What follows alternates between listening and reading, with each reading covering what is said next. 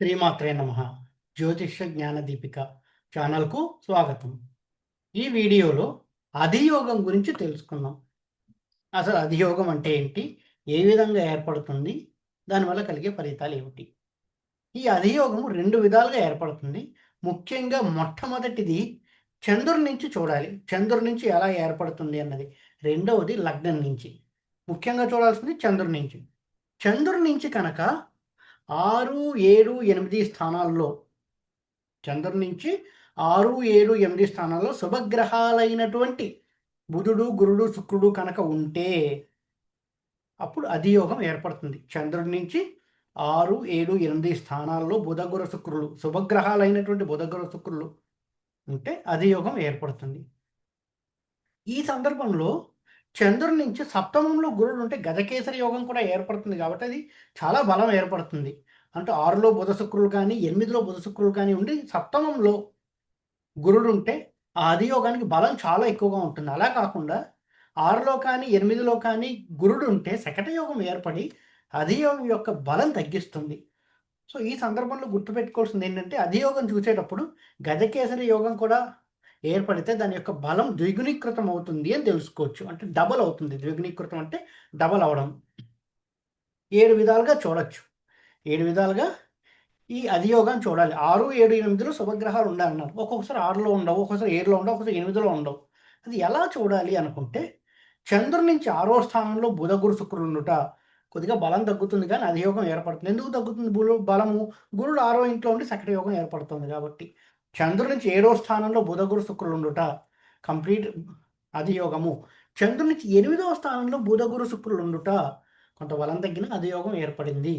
చంద్రుడి నుంచి 6, 7 స్థానాల్లో బుధ, గురు, శుక్రులు ఉండుట, చంద్రుడి నుంచి 6, 7 స్థానాల్లో బుధ, గురు, శుక్రులు, చంద్రుడి నుంచి 6, 8 స్థానాల్లో బుధ, గురు, శుక్రులు, చంద్రుడి నుంచి 7, 8 స్థానాల్లో బుధ, గురు, శుక్రులు, చంద్రుడి నుంచి 6, 7, 8 స్థానాల్లో బుధ, గురు, శుక్రులు. ఈ విధంగా ఏర్పడుతుంది అధియోగం.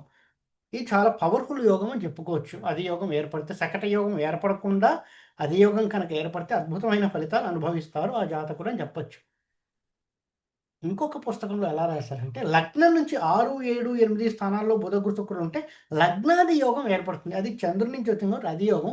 ఇది లగ్నం నుంచి వచ్చింది కాబట్టి లగ్న అధియోగం. లగ్నం నుంచి ఏర్పడేటటువంటి అధియోగం.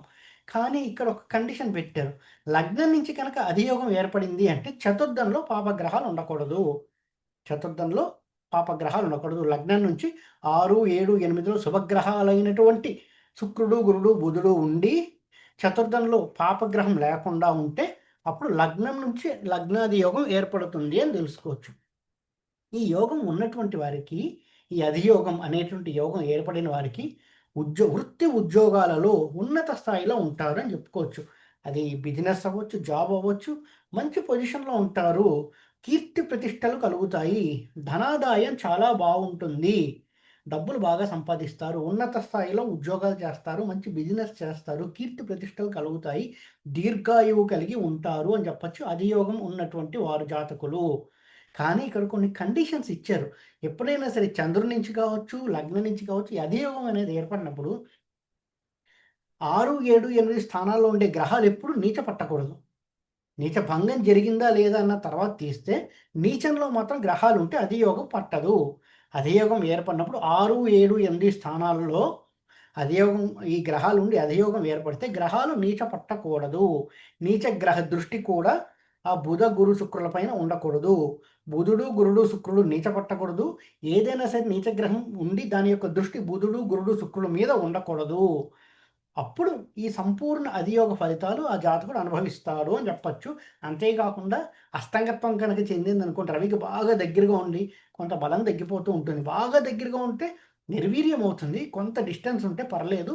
అస్తంగత్వం చెందకుండా దూరంగా ఉంటే మాత్రం ఈ అధియోగం యొక్క ఫలితాలు సంపూర్ణంగా అనుభవిస్తారు జాతకులు అని చెప్పచ్చు. శుక్రుడు, బుధుడు, గురుడు ఈ 3 దశల్లో ఈ అధియోగం యొక్క ఫలితాలు సంపూర్ణంగా జాతకుడు అనుభవిస్తాడు. శుక్రదశ, బుధ దశ, గురుదశ. కానీ ఇక్కడ చూసుకోవాల్సింది ఏంటంటే వాటి బలాబలాలు నిర్ణయించుకోవాలి. బుధుడు ఎక్కడున్నాడు? స్వక్షేత్రంలో ఉన్నాడా? ఉచ్చక్షేత్రంలో ఉన్నాడా? సమక్షేత్రంలో ఉన్నాడా? మిత్రక్షేత్రంలో ఉన్నాడా? శత్రుక్షేత్రంలో ఉన్నాడా? అని షడ్బలాలు చూసి మిగతా అన్ని బలాబలాలు నిర్ణయించుకుని అప్పుడు ఆ దశ ఎంతవరకు బాగుంటుంది అనేటటువంటి ఫలితాలు నిర్దేశించి చెప్పవచ్చు.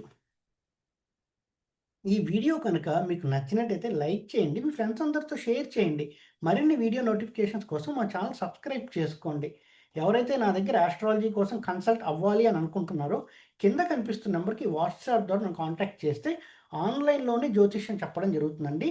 కన్సల్టేషన్ చార్జెస్ వర్తిస్తాయి. ఓం నమో నారాయణ.